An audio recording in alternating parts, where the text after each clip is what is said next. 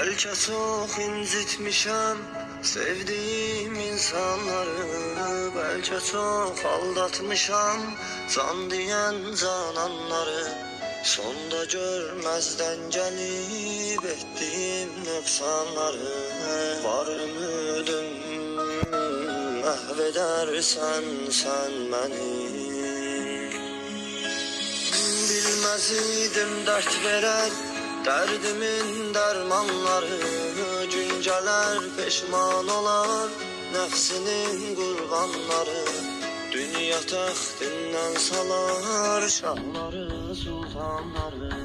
Etibarsız dünyaya etibar etmek günahdır,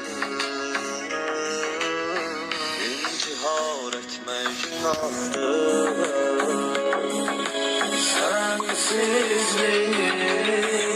Sensizlik çok çetin dünyada, qəm yazılmış qismətim, qalmayıbdır taqətim.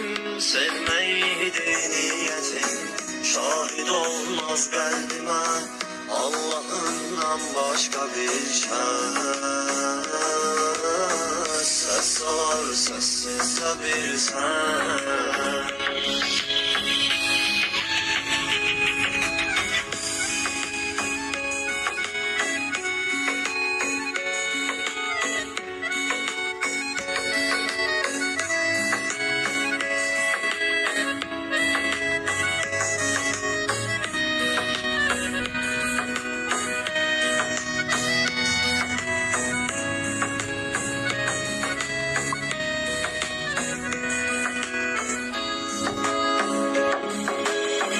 Sen geden gündən bəri vəsf edir sözlər səni, ruhum ardıncan gələr, kölgə tək izlər səni.